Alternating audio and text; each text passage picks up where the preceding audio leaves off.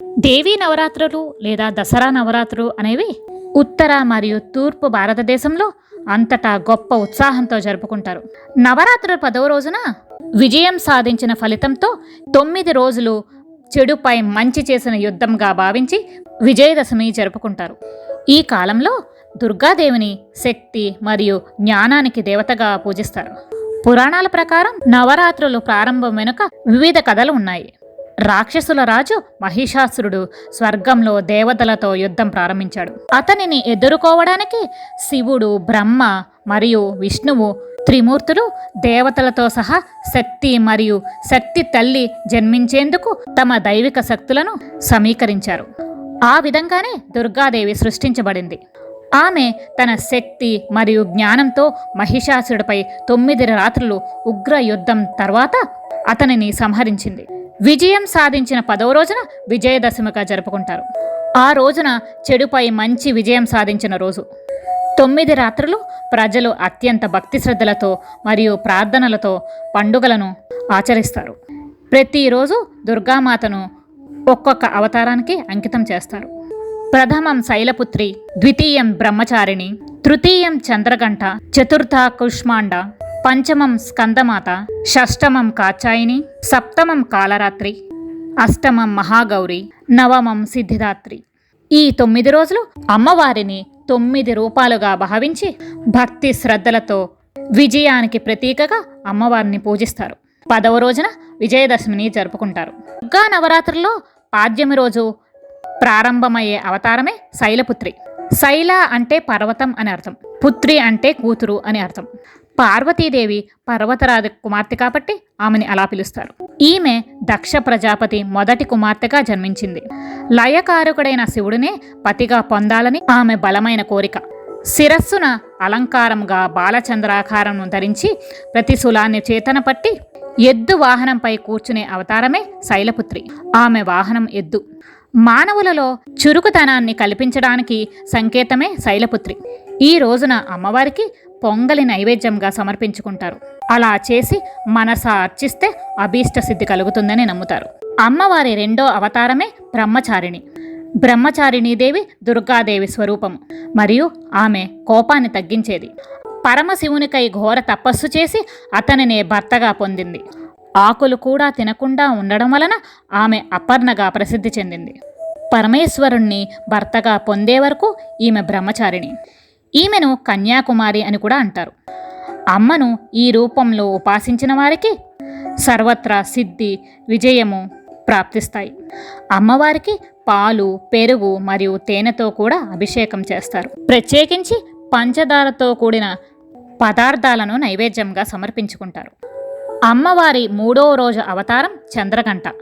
ఈమెకు 3వ కన్ను ఉందని మరియు దుష్ట రాక్షసులతో పోరాడుతుందని నమ్ముతారు. పూజా సమయంలో ఆమెను సంతోషపెట్టడానికి మల్లెపూలను సమర్పించుకుంటారు. ఈమె రూపం కళ్యాణకరం. శిరస్సు మీద ధరించిన అర్ధచంద్రుడు అర్ధాకృతిలో ఉండడం వలన ఆమెకు చంద్రగంట అని పేరు వచ్చింది. ఈ అమ్మ అభయం ఇచ్చే తల్లి. ఈ అమ్మవారి దేహకాంతి బంగారు రంగులో అంతటా విస్తరించి ఉంటుంది.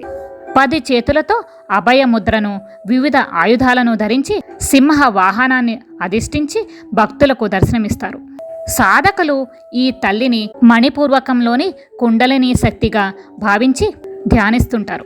దీనివల్ల ఆ సాధకులు దివ్య శక్తులను సాధించి అలౌకిక కక్షలలోకి ప్రయాణించగలిగిన సామర్థ్యాన్ని సొంతం చేసుకుంటారు. ఈమెకు కొబ్బరి అన్నం మరియు పాయసం నైవేద్యంగా సమర్పించుకుంటారు. ఇక 4వ అవతారం కూష్మాండ. కూష్మాండాదేవికి కాస్మిక్ ఎగ్ అర్థం మరియు ఆమె ప్రతి ఒక్కరికి శక్తిని మరియు వెచ్చదానాన్ని పంచుతుంది. 8 భుజాలతో విరాజిల్లడంతో ఈమెను అష్టభుజాదేవి అని కూడా పేర్కొంటారు. ఈ అమ్మవారు పులిని వాహనంగా కలిగి ఉంటారు. అమ్మవారికి గల 8 చేతులు ఆమె శక్తికి నిదర్శనంగా కనిపిస్తుంది. ఈ 8 చేతులలో విల్లు, బాణం, చక్రం, గద, తామర పువ్వు, జపమాల, కమండలం, అమృత కలశం కనిపిస్తూ ఉంటాయి. ప్రసన్న వదనంతో ఉండే ఈ అమ్మవారికి అల్లం గారెలు అత్యంత ప్రీతిపాత్రమైనవి. సన్నజాజులతో అమ్మవారిని అలంకరిస్తారు. ఈ అమ్మవారి అనుగ్రహం వలన సమస్త దోషాలు నశించి సకల శుభాలు చేకూరుతాయని చెప్పుకుంటారు. ఇక నవరాత్రుల్లో 5వ అవతారం స్కందమాత.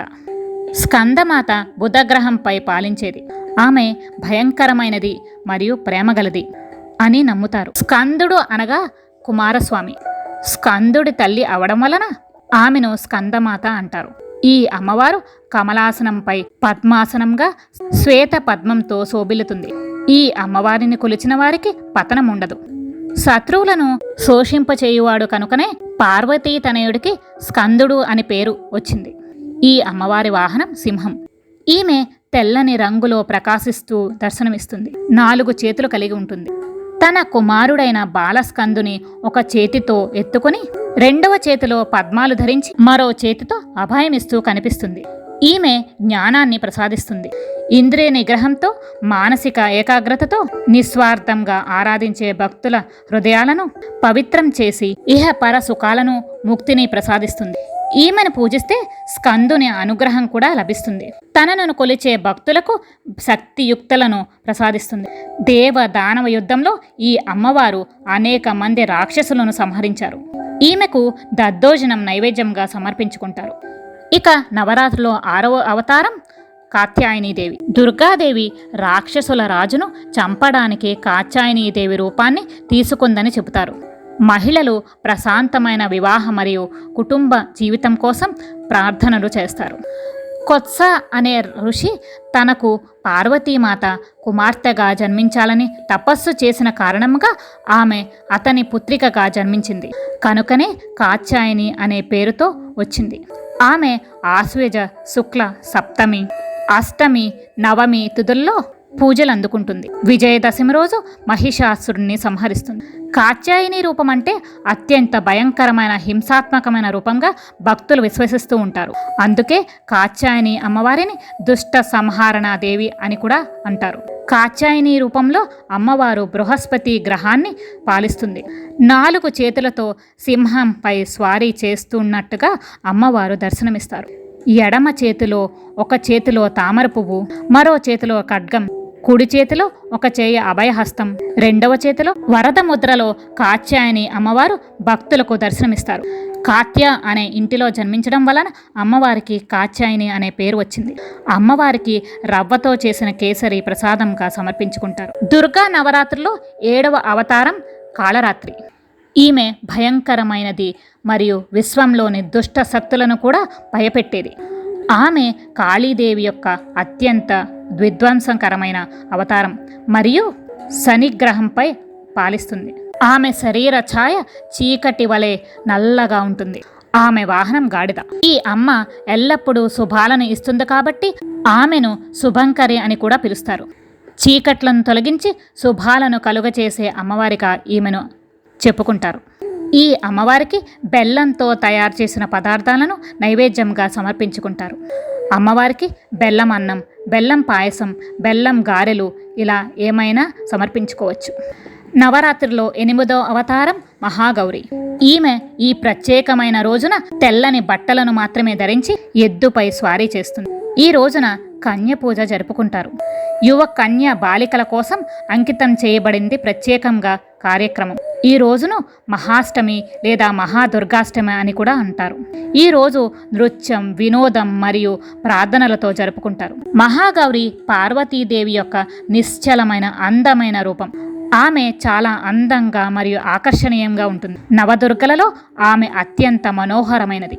ఆమె స్వరూపం బంగారు మరియు ప్రకాశవంతంగా ఉండడంతో ఆమె తన భక్తుల నుంచి ప్రతికూల శక్తులను మరియు ఆలోచనలను తొలగిస్తుంది మరియు వారిపై తన దైవిక దయను అందిస్తుంది. ఈ అమ్మవారు శంఖం లేదా మల్లెపువ్వు వంటి సొగసైన రంగుతో చిత్రీకరించబడినది.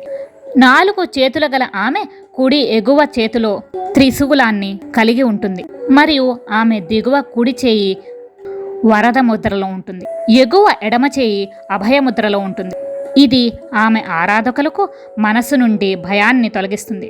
ఈమె వాహనం ఎద్దు. ఈ అమ్మవారికి అరటిపండు మరియు కొబ్బరికాయని నైవేద్యంగా సమర్పించుకుంటారు. నవరాత్రుల్లో 9వ రోజు అమ్మవారి సిద్ధిరాత్రిగా దర్శనమిస్తారు. ఈమె మీ కోరికలు అన్నింటినీ నెరవేర్చడానికి శక్తివంతమైనది.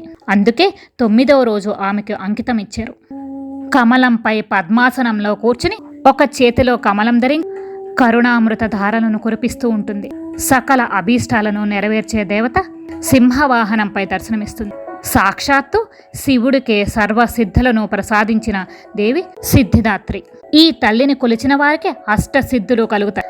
లౌకిక అలౌకిక సిద్ధులు సిద్ధిస్తాయి. ఇహ సుఖాలను ఇస్తూనే జ్ఞానాన్ని మోక్షాన్ని అనుగ్రహిస్తుంది. ఈమెకు నైవేద్యంగా పాయసాన్ని మధుర ఫలాలను సమర్పించుకుంటారు.